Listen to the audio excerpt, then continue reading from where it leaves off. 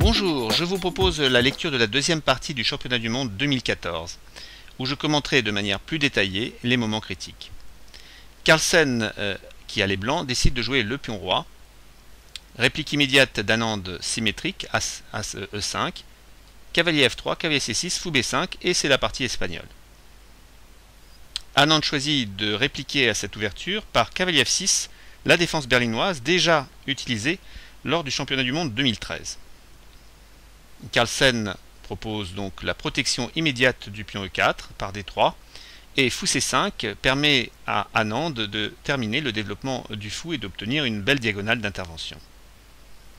Maintenant petit roc D6 et ici peut-être une première surprise, en tout cas l'étonnement parmi les GMI, c'est le coup tour E1 choisi par Carlsen.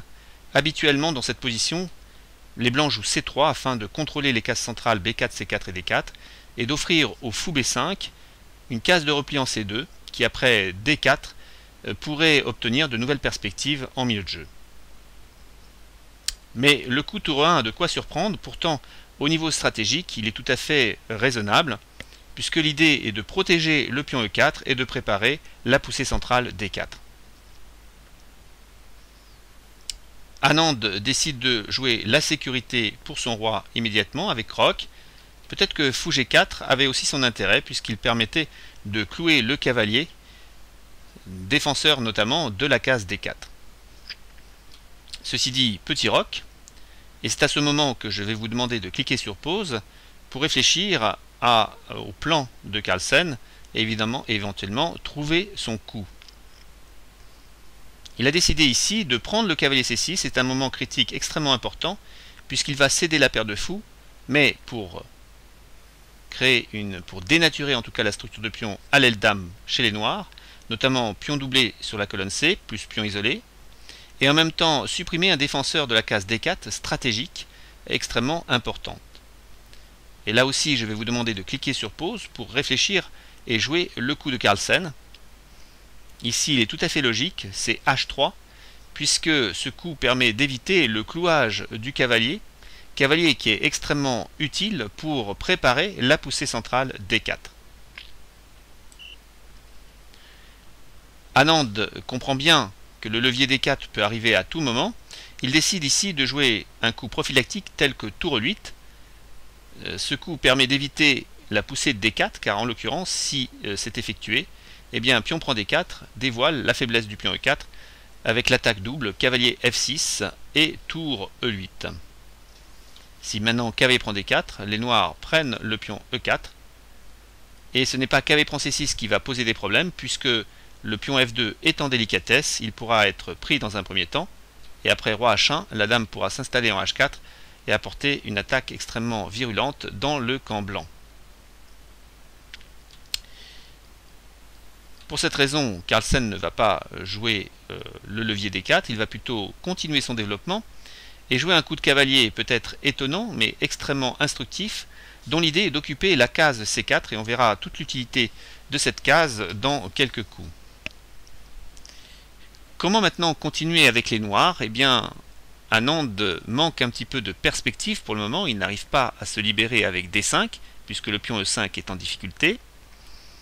Alors il décide de jouer cavalier D7, ce coup de cavalier à multi-usages, notamment le relais éventuellement avec le fou C5, mais aussi la possibilité de se recycler en F8 au cas où le roi aurait des problèmes d'attaque contre lui. On ne voit pas comment, on ne voit pas très bien de quelle manière Carlsen pourrait le faire, mais Anand, avec sa vision perçante, a peut-être déjà compris ce qui pourrait lui arriver.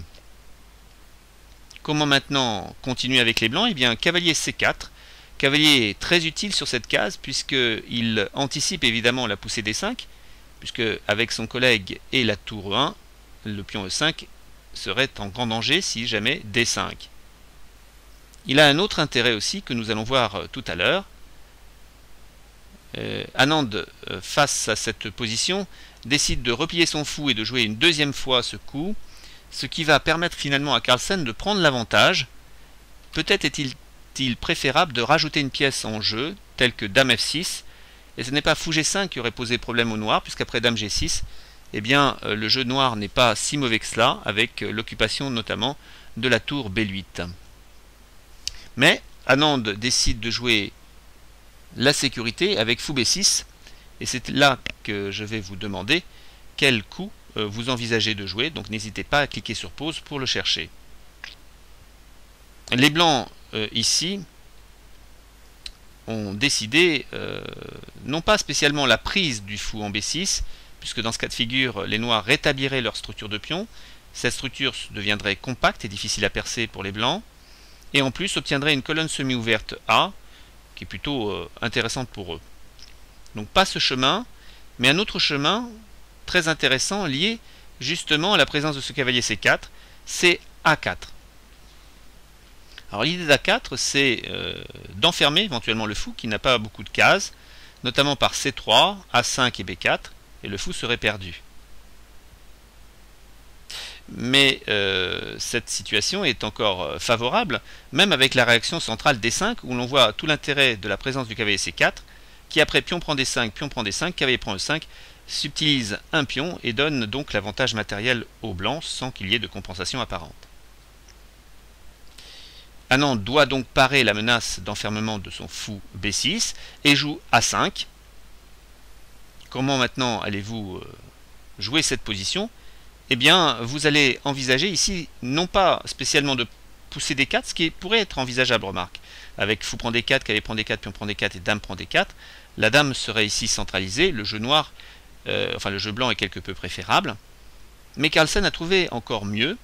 Il va jouer ici la prise du fou d'abord, et laisser le choix à Anand, un double choix mais qui n'est pas extrêmement formidable, celui soit de reprendre avec le cavalier, soit de reprendre avec le pion. Si Anand choisit de reprendre avec le cavalier, eh bien ça veut dire qu'il reste avec cette structure de pion figée, et B3 suffit à donner au blanc déjà de bonnes perspectives, une phalange intacte, un îlot de pion, alors que les noirs possèdent ici un pion isolé et toujours ce pion doublé. C'est une structure assez lourde à gérer. Le fou quant à lui, C1 peut jouer là où il veut un petit peu, il peut évoluer tranquillement par rapport à cette structure de pion, alors que le fou C8 lui a ses perspectives quelque peu gênées par une chaîne de pions plutôt solide pour les blancs. En tout cas, les pions remplacent parfaitement le fou de couleur absent des blancs. Ça n'a pas été le choix d'Anand, il a préféré profiter de la prise pour rétablir sa structure, éliminer son pion doublé. Et maintenant, eh bien, n'hésitez pas à cliquer sur pause pour chercher la suite de Carlsen. Si vous avez trouvé D4, eh bien écoutez, c'est le moment critique majeur, c'est excellent, car vous mettez le doigt justement sur le défaut de la structure noire. Vous attaquez par cet intermédiaire le pion E5 et vous rendez plus difficile en fait le jeu noir. On va tout de suite s'en rendre compte parce que je vais tout simplement vous proposer ici deux alternatives pour Anand. Celle éventuellement de prendre D4 et d'ouvrir le jeu, ou celle éventuellement de jouer Dame C7. L'une des deux options a été choisie par Anand, mais je vous laisse le soin en cliquant sur pause de trouver la bonne option. Si vous avez choisi de prendre en D4, c'est plutôt malvenu car vous êtes en retard développement et la règle générale précise qu'il est préférable d'éviter d'ouvrir le jeu pendant que vous êtes en retard développement. Ici en l'occurrence, cavalier prend D4 va dévoiler toute la force du jeu blanc et la faiblesse aussi du camp noir. Pion cible C6, case F5 disponible pour le cavalier. Cette situation est tout à fait favorable pour les blancs et je vous propose deux défenses possibles de la part des noirs, notamment la protection directe du pion C6 par fou B7 ou alors la contre-attaque du cavalier sur le pion E4. Si les noirs procèdent par la protection du pion C6, eh bien cavalier F5 exploite immédiatement la faiblesse du pion D6 et dans cette situation, eh bien, on voit bien que le jeu qui s'ouvre est plutôt favorable pour les blancs. Deuxième cas de figure, cavalier C5 qui permet d'attaquer E4, et bien là aussi les blancs vont sortir vainqueurs positionnellement de cette position, d'abord en prenant le pion C6, c'est-à-dire en mettant le pion noir isolé, en le plaçant isolé, Maintenant, dame C7, le cavalier revient. Cavalier prend, tour prend E4, bien sûr, pour essayer de récupérer le pion de moins, mais après tour prend, cavalier prend, eh bien, fou F4 suffit à dévoiler déjà la faiblesse structurelle permanente du pion D6 isolé. Cavalier B5 montre bien toute la force blanche par rapport à ce pion. C'est pour cette raison qu'il fallait avoir choisi ici la protection dame C7 de la structure de pion noir. Mais évidemment, en manquant d'espace, les noirs manquent de perspective et les blancs peuvent en profiter pour accroître leur avantage d'espace. De quelle manière? Eh bien, c'est la nouvelle question que je vais vous poser. N'hésitez pas à cliquer sur pause pour y réfléchir. Et si vous avez trouvé tour A3, eh bien, mes félicitations. Cela dévoile parfaitement l'intérêt de D4, qui a un intérêt vertical, certes, avec éventuellement cette faiblesse par rayon X du pion D6, mais qui a un intérêt aussi horizontal, puisqu'il permet à la tour de profiter pleinement de la troisième rangée complètement ouverte, ce qui va accroître les perspectives de jeu de Carlsen. Dans cette situation, Anand choisit de jouer cavalier F8 pour donner un peu plus de jeu au fou C8 et permettre à ce cavalier éventuellement de s'installer en G6. La suite sera lors d'une prochaine vidéo, le tome 2 de cette vidéo. Et pour véritablement terminer la présentation de cette première partie, je vous propose de la regarder à nouveau en synthèse, où là, j'aborderai les thèmes beaucoup plus rapidement. D'abord, le choix de Carlsen, début du pion roi. Ensuite, le choix de jouer l'espagnol. La défense adoptée par Anand, la défense berlinoise. Le débat continue par rapport au championnat du monde 2013. Ensuite, ce coup quelque peu étonnant, à haut niveau, tour E1, mais nous avons vu que l'intérêt de ce coup de tour est de protéger E4 pour préparer le levier libérateur D4. Petit roc, et ici à nouveau un moment important, c'est la prise du cavalier, cession de la paire de fous de la part des blancs, mais en même temps dégradation de la structure de pion noir, et aussi amplification du contrôle de la case D4 en éliminant le cavalier C6. H3 aussi est important pour éviter le clouage. Tour 8, cavalier BD2. Ce coup de cavalier aussi va avoir son intérêt, puisqu'il va viser la case C4, et suite à fou B6, les blancs vont prendre l'initiative avec A4 et menace d'enfermement du fou B6. Il faut bien échapper à cet enfermement.